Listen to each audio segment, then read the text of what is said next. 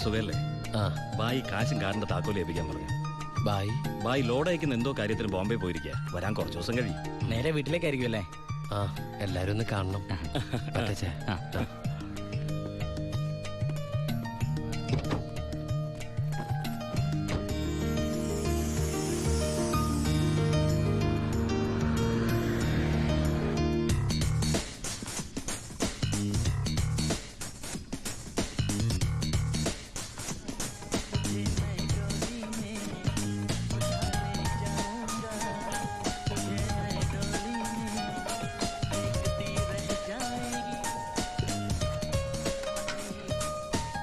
ഭാരതി അമ്മേ, ഭാരതി.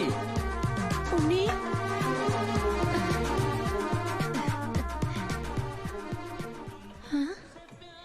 അമ്പിളി, എടി അമ്പിളി. എന്താ അമ്മേ? ഞാൻ ഉണ്ണിയുടെ ശബ്ദം കേട്ടു. ശബ്ദോ? അവൻ എന്നെ ഭാരതി അമ്മയെന്ന് വിളിക്കുന്നത് ഞാൻ കേട്ടു. അത് അമ്മ എപ്പോഴും ഉണ്ണിയെ കുറിച്ച് ചിന്തിക്കുന്നോണ്ട് തോന്നിയതായിരിക്കും. അല്ലടി, ഞാൻ ഭാരതി അമ്മേ.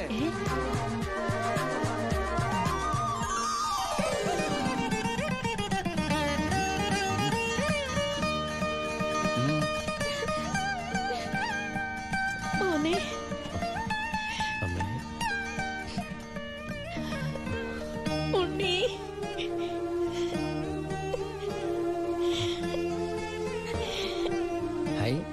ഭാരതീയമ്മ എന്തിനാ കരയണേ? സന്തോഷം കൊണ്ട. ഊണം കഴിഞ്ഞ് കിടന്നുറങ്ങാൻ പോയി നിന്നെ 6-7 വർഷം കഴിഞ്ഞല്ലേടാ കാണുന്നത്. അതൊക്കെ പോട്ടമ്മേ. ഇവൾക്ക് വരുന്നുണ്ടല്ലോ സന്തോഷം. എന്താടി?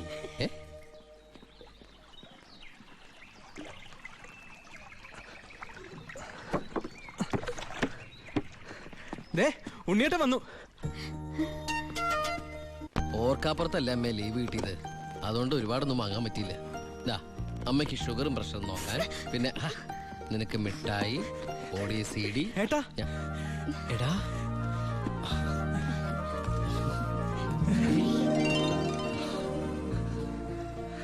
എന്റെ അമ്മോ, ഇവനെ കണ്ടാലിപ്പോ എന്റെ ഏട്ടനെന്ന് പറയൂലോ അമ്മേ.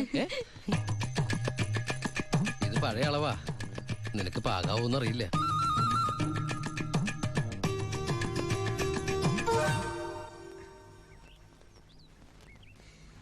നീ പിടിച്ചേ.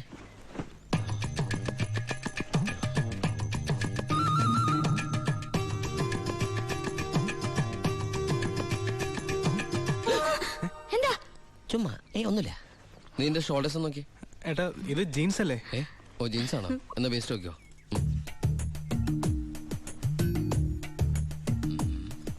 ഞാൻ നിനക്ക് വേറൊരു സാധനം കൊണ്ടുവന്നുണ്ട്. നമ്മുടെ അനിയത്തി.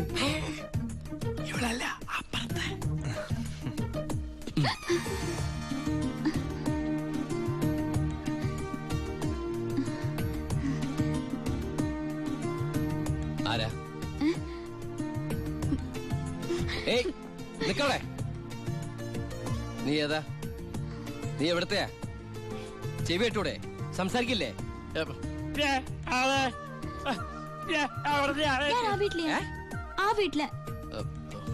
അതെന്റെ വീടല്ലേ? ഏട്ടാ, നമ്മുടെ പുതിയ വാടകക്കാരാ. ഓ, നല്ല കൂട്ടരാ. നല്ല തങ്കപ്പെട്ട സ്വഭാവമുള്ള കുട്ടിയാ. പേര് ഗോപിക. അയ്യേ, എനിക്ക് പെങ്ങളെ പോലെയാ. അയ്യോ, പെങ്ങളെ പോലെയാണോ? അപ്പൊ നിനക്ക് India is my country, all Indians are my sisters ആണല്ലേ? നിനക്ക് ഇന്ത്യന്ന് പെണ്ണ് കിട്ടാൻ പറ്റില്ലല്ലോ. ഒന്ന് പോയട്ടെ, നമുക്ക് ഇറ്റലിയിൽ നിന്ന് ഒരു ജെറ്റിലെ തപ്പാം. ഗോപികയുടെ അച്ഛൻ്റെ അടുത്ത് ഞാൻ എല്ലാ കാര്യങ്ങളും സംസാരിച്ചിട്ടുണ്ട്. അതിന് ഉണ്ണിയുടെ അഭിപ്രായം കൂടെ അറിയണ്ടേ? കല്യാണ കാര്യം പറയുമ്പോ അവൻ എന്തെങ്കിലും പറഞ്ഞൊഴിയും. നോക്കിക്കോ. പെണ്ണ് കാണൽ ചടങ്ങാണെന്ന് ഉണ്ണിയേട്ടൻ്റെ അടുത്ത് ഇപ്പൊ പറയണ്ട. അമ്മേ, ഗോപിയെ ഉണ്ണിയേട്ടന് ഇഷ്ടം ഉറപ്പാ. എന്താടാ അവിടെ ഒരു ഗൂഢാലോചന? ഞങ്ങള് നിന്റെ കാര്യം പറയായിരുന്നു. ഞങ്ങൾ ഏട്ടന്റെ കാര്യം പറയായിരുന്നു. എന്താമേ? ഉണ്ണിയേട്ടൻ ഇവിടെ വന്നിട്ട് ഔട്ട് ഹൗസിൽ താമസിക്കുന്നവരെന്ന് പരിചയപ്പെട്ടോ. അങ്ങോട്ടൊന്ന് കേറി ചെന്നു. ദുബായ്ക്കാരന്റെ പത്രാസം അവര് വിചാരിച്ചിട്ടുണ്ടാവും. മോശമായ ഭാരതി എന്ന് ഇപ്പൊ തന്നെ കണ്ടിട്ട്. ഈ രാത്രിയിലോ? രാത്രി എന്താ കുഴപ്പം? കുഴപ്പമുണ്ട്. അവിടെ പ്രായമായ ഒരു പെൺകുട്ടിയില്ലേ? ഞാനത് ഓർത്തില്ല. ഞാൻ ആ ഞെരിഞ്ഞില് പോലത്തെ അപ്പൂപ്പനെ കുറിച്ച് ഓർത്തത്. വാ, രാവിലെ പോയാ മതി. മതി. എന്താ കാണിക്കണേ? അങ്ങോട്ട് തിരിഞ്ഞു. എന്തിനാ എന്നെ ഇങ്ങനെ കെട്ടിച്ചമിക്കണേ? ഞാൻ എന്താ കല്യാണ ചക്കനാ? ദുബായ്ക്കാരനല്ലേ, ജാടയ്ക്ക് ഒട്ടും കുറവ് വരുത്തണ്ട. മാത്രമല്ല അവിടെ ഒരു സുന്ദരി പെൺകുട്ടിയില്ലേ ഏട്ടാ? ഞാനെന്താ പെൺകുട്ടിയെ പെണ്ണ് കാണാൻ പോവാണ്? നിനക്കെന്താ പറ്റിയത്? ഒന്നുമില്ല. നിനക്കെന്താ പറ്റിയത്? ഒന്നുമില്ല. പിന്നെ എനിക്കെന്താ പറ്റിയത്? ആ അമ്മേ പോവാം. വെറും കൈയോടെയാണോ പോന്നേ? ഓ ഞാനത് ഓർത്തില്ല. അങ്ങനെ സന്തോഷായിക്കോട്ടെ. സ്കോച്ചും സിഗരറ്റും. അയാൾക്കൊന്നും ഇഷ്ടമല്ലെന്നേ. പിന്നെ ദേ ഇത് കൊടുത്താ മതി. എന്താ ഇത്? നീ കൊണ്ടുവന്ന സാരി. അവിടെ ഒരു പെങ്കൊച്ചില്ലേടാ. ഇതെന്താ പുടവെടുക്കൽ ചടങ്ങാണോ? ഹലോ അപ്പൂപ്പൻ. ആ നമസ്കാരം. നമസ്കാരം. അപ്പൊ ആളെ മനസ്സിലായി? ഇന്നലെ മുഴുവൻ വൈദ്യന്റെ അടുത്തായിരുന്നു, അതുകൊണ്ട് പരിചയപ്പെടാൻ പറ്റിയില്ല. വരൂ. ഒരു സാരിയാ? എനിക്കോ? അല്ല ഗോപിക്കാ. നേരിട്ട് കൊടുത്തോളൂ. ഇരിക്കൂ. ഏയ് ആ വീശു. നല്ല അസല് സാധനം കൊണ്ടുവന്നുണ്ട്. സ്കോച്ചാ. എടാ നീ എടുത്തോണ്ടേ. ചുമ്മാ ആളെ കണ്ട് അറിഞ്ഞൂടെ അടിക്കുന്നു. അല്ല, ഞാൻ മരുന്ന് കഴിച്ചോണ്ടിരിക്കുക, പറ്റത്തില്ല. ആ അത് പറ. ചെല്ല്. എന്തായാലും കേശം വൈദ്യരുടെ അടുത്ത് വന്നത് അത് വളരെ നന്നായി. ഒരു 2-3 മാസം കഴിയുമ്പോഴേക്കും അസുഖമൊക്കെ മാറി ആൾ കുട്ടപ്പച്ചണ്ടാവില്ലേ? അല്ല ഈ ഭക്ഷണക്രമമൊക്കെ? ചായ മാത്രോ? ഈ നാട്ടുമരുന്നൊക്കെ മിക്സ് ചെയ്തിട്ടുള്ള ചായ? അതല്ല, ആ ചായയുടെ കാര്യ പറഞ്ഞത്.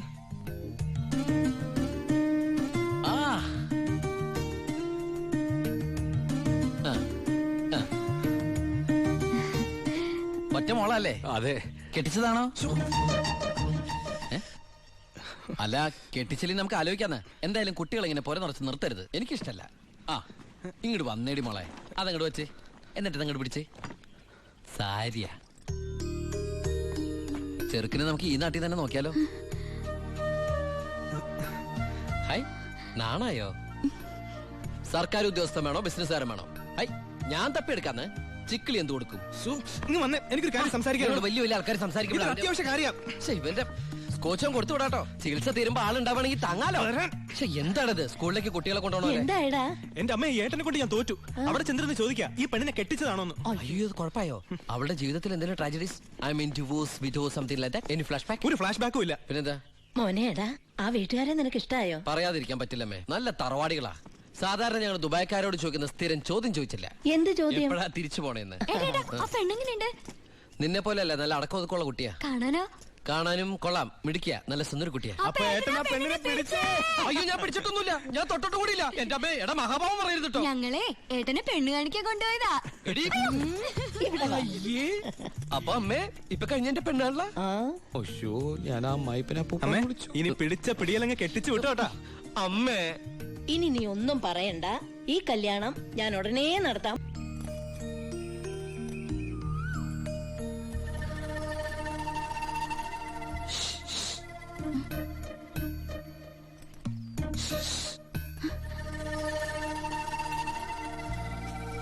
പാമ്പല്ല, ഞാനാ.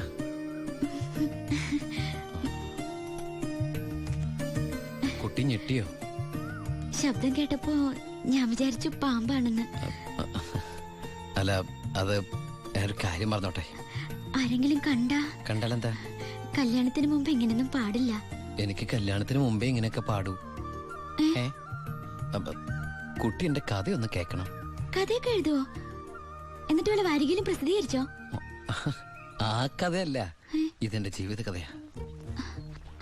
കുട്ടിക്കൊരു സത്യം അറിയോ? ആദ്യമായിട്ട് ഞാൻ ദുബായിക്ക് പോയത് ഫ്ലൈറ്റിലല്ല, പിന്നെ കള്ള ലോഞ്ച് കയറിയ. അവിടെ എത്തും മുമ്പ് ആ ലോഞ്ച് മുങ്ങി. ഈശ്വര, എന്നിട്ട് വല്ലതും പറ്റിയോ? ഞാൻ ആ കരയിൽ കിടന്ന്, അല്ല കര കാണാ കടലിൽ കിടന്ന് മരണത്തോട് മല്ലടിച്ചു. പിന്നെ എനിക്കൊന്നും ഓർമ്മയില്ലായിരുന്നു. ബോധം തെളിഞ്ഞപ്പോ ഞാൻ ദുബായിലുള്ള ഒരു ക്രിസ്ത്യാനി ഷെയ്ഖിന്റെ വീട്ടിലായിരുന്നു. എന്നെ രക്ഷിച്ചത്, എനിക്കൊരു ജോലി വാങ്ങി തന്നത് എല്ലാം ആ ഷെയ്ഖിന്റെ കാരുണ്യ. ഒരിക്കലും ഷെയ്ഖച്ചൻ എന്നോട് പ്രത്യുപകാരം ചോദിച്ചു. അദ്ദേഹത്തിന്റെ അന്ധയും ബദിരിയും മൂകയും വികലാംഗയുമായ മകളെ എന്നോട് കല്യാണം കഴിക്കാമോന്ന്. ആ ഷെയ്ഖിന്റെ മുമ്പിൽ ഞാൻ ഷോക്കായി. കടപ്പാടുകൾ മറക്കാത്ത ഞാൻ അതിനെ സമ്മതിച്ചു. ഞാൻ തിരിച്ചു ചെല്ലുന്നും കാത്ത് അന്ധയായ ആ കുട്ടി കണ്ണിൽ എണ്ണൊഴിച്ച് കാത്തിരിക്കുക. ആ കുട്ടിയെ മറക്കാൻ എനിക്കാവില്ല. സോറി. കരയ ഇതുകൊണ്ട് കണ്ണീരൊപ്പിക്കോളൂ. ആരും കാണണ്ട. എന്നിട്ട് കുട്ടി വീട്ടിലേക്ക് വെക്കോളൂ. പിന്നെ ആര് കേട്ടാലും ഈ കഥ വിശ്വസിക്കില്ല. അതാ എന്റെ കഥയുടെ കുഴപ്പം. വീട്ടിൽ ആരോട് ചെന്നത് പറയണ്ട. അവരാരെങ്കിലും ചോദിച്ചാ കുട്ടിക്ക് എന്നെ ഇഷ്ടായില്ലെന്ന് മാത്രം പറഞ്ഞാൽ മതി.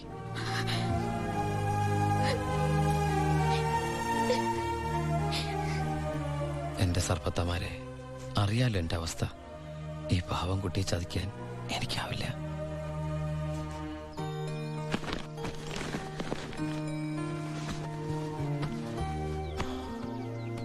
ഭാരതീയമ്മ എന്താ പിണങ്ങിയിരിക്കുക? നിന്നെ കണ്ട് കൊതി തീർന്നില്ല. അതിനു മുമ്പ് പോവല്ലേ? കുറച്ചു ദിവസം കൂടി. അമ്മ എന്താ ഈ പറയണേ? എനിക്ക് ഇന്നെ തിരിച്ചു പോയേ പറ്റൂ. ഞങ്ങളുടെ അവധി എന്നൊക്കെ പറഞ്ഞ ഏതാണ്ട് പരോള് പോലെയാ. പറഞ്ഞ സമയത്ത് തിരിച്ചെന്നില്ലെങ്കിലേ തൂക്കിയെടുത്തോണ്ട് പോവര്. പിന്നെ ആ ജീവനാന്തം ജയിലില്ല. അല്ല, വെയിലില്ലേ ഈ അറബിയുടെ അടിമപ്പണിയൊക്കെ ചെയ്തിട്ട്. ദുബായിൽ അങ്ങനെ ഉണ്ട്.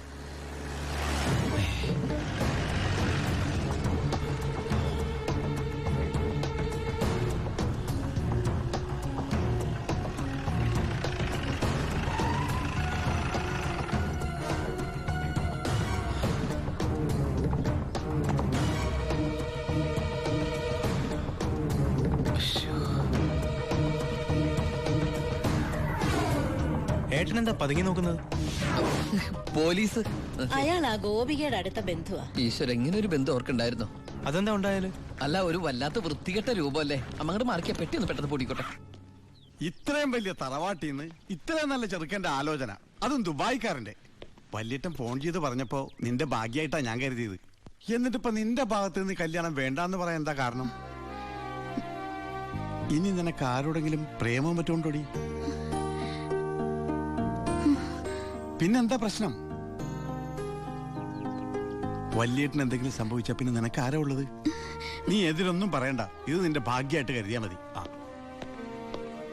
വല്യേട്ടനാണെങ്കിൽ ഉറപ്പിച്ചോ, ബാക്കി ഞാൻ ഏറ്റു. എന്തായാലും ചെറുക്കൻ പോണ ദിവസം വന്നത് നന്നായി. ഉണ്ണിയൊന്ന് കാണാലോ. വല്യേട്ടാ, ഞാനൊന്ന് ഉണ്ണിയെ പരിചയപ്പെട്ടിട്ട് വരാം.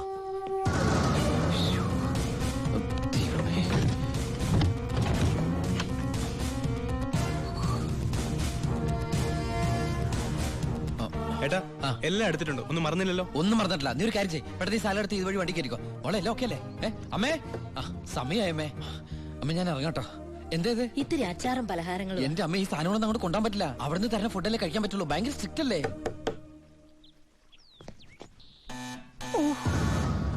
ആരോ ബെല്ലടിക്കുന്നുണ്ടല്ലോ. അല്ല, ഹലോ, അവിടെ നിന്നേ. അത് പിച്ചക്കാരാണ്, പിച്ചക്കാരൻ. ഞാൻ 10 രൂപ കൊടുത്തപ്പോ 100 രൂപ വേണമെന്ന്. ഗൾഫുകാരുടെ ഒരു അവസ്ഥ നീ അവൻ അവിടെ നിന്ന് അടിക്കട്ടെ. നമ്മുടെ മസിൽ അടിക്കുന്ന പിച്ചക്കാരാണോ? നീ ഇങ്ങോട്ട് വന്നേ, പെട്ടെന്ന് സാധനങ്ങൾ എടുത്തിട്ട് വേഗം വണ്ടിയിലേക്ക് എടുത്ത് വെച്ചേ. അമ്മേ, ആളനക്കും ഇല്ലല്ലോ. ചിലപ്പോ എയർപോർട്ടിൽ പോയി കാണും. എങ്കിൽ അടുത്ത പ്രാവശ്യം വരുമ്പോ കാണാം. പോട്ടെ. ഫ്രണ്ട് സീറ്റ് വെക്കണേ. വേഗം എടുത്ത് വെക്കേ.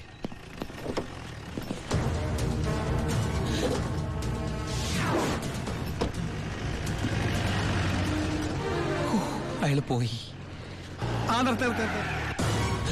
പൊറോട്ട എടുത്ത്. അയാള് വരുന്നു.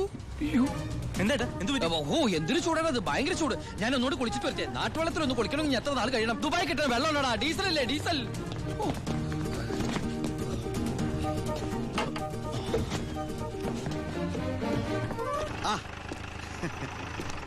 ഞാൻ വിചാരിച്ചു പോയി കാണുമെന്ന്. നീ എന്റെ ഗോപിയേക്ക് ചേർന്ന ചെറുക്കൻ തന്നെ. അയ്യോ, ഞാൻ ഉണ്ണിയല്ല, ഉണ്ണി എന്റെ ഏട്ടനാ. ഉണ്ണി എവിടെ ഒന്നും കണ്ടില്ലല്ലോ. ഉണ്ണിയേട്ടാ, എന്താടാ? ഒരാൾ കാണാൻ വന്നിരിക്കുന്നു. അയ്യോ, ഈ സമയത്താ? ഉണ്ണി കുളിക്കല്ലേ? കുളിച്ചോണ്ടിരിക്കുക. ആരാടത്? ദിവാകരൻ, അപ്പുറത്തെ വീട്ടിലെ ഗോപിയുടെ കൊച്ചച്ഛൻ. ഭാവിയിൽ ഉണ്ണിയുടെ ഒരു ബന്ധുവായിട്ട് വരും. ജയിലറാ. അതെയാ? ഒന്ന് മുഖം കാണിക്കാൻ വേണ്ടി വന്നതാ. മുഖം കാണിക്കാൻ ഞാനെന്താ രാജാവാ? ഓ, ഫലിതപ്രിയൻ. നമ്മൾ തമ്മിൽ കാണേണ്ട കാര്യോ പറഞ്ഞത്? ഞാൻ കണ്ടിട്ടുണ്ട്. എവിടെ വെച്ച്? ഞാൻ സോപ്പ് വെച്ചോണ്ടിരിക്ക, അതുകൊണ്ട് കേട്ടത് മാറിപ്പോയതാ. വരുന്ന വഴിക്ക് കണ്ടുന്ന്. ഓ, അങ്ങനെ. ഓ, പിന്നെ പോയിട്ട് ഇത്ര ധൃതി ഉണ്ടായിരുന്നു. 12:30 ട്രെയിൻ. പെട്ടെന്ന് ഇറങ്ങുവോ? ഏയ്, വൈകും. ട്രെയിൻ മിസ്സാക്കണ്ട, വേഗം പുറപ്പെട്ടോളൂ. നമുക്ക് നാളെ അവിടെ വെച്ച് കാണാം. അവിടെ വെച്ചോ? നാളെ? എവിടെ വെച്ച്? സോപ്പ് മാറിപ്പോയതായിട്ട് പറഞ്ഞത് മാറിപ്പോയതാ. അടുത്ത വരവിന് ഇവിടെ വെച്ച് കാണാമെന്ന്. ശരി. എങ്കിൽ ഞാൻ ഇറങ്ങുന്നു. ഇങ്ങോട്ടെന്ന് വെച്ചാ പൊക്കോളൂ. ഞാൻ ഈ ഗ്ലാസ് എടുത്തോട്ടെ. ഗ്ലാസിലെ ചായ കളഞ്ഞിട്ട് അമ്മയോട് വെച്ചിട്ട് എടുത്തോളൂ. അയ്യോ ഞാൻ ഈ കൂളിംഗ് ഗ്ലാസിന്റെ കാര്യം പറഞ്ഞത്. കൂളിംഗ് ഗ്ലാസോ ചില്ല് ഗ്ലാസോ ഇനി അപ്പുറത്തെ സ്കൂളിലെ ക്ലാസ്സോ എന്താന്ന് വെച്ചാൽ വേഗം എടുത്തിട്ട് വേഗം പൊക്കോളൂ, ട്രെയിൻ മിസ്സാവും. ആ ഓ ആ ഇനി ദുബായിക്കാരന്റെ വീട്ടിൽ വന്നിട്ടൊന്നും തന്നില്ല എന്ന് വേണ്ട. അപ്പോ ഞാനങ്ങോട്ട് പൊക്കോളൂ, ബൈ ബൈ.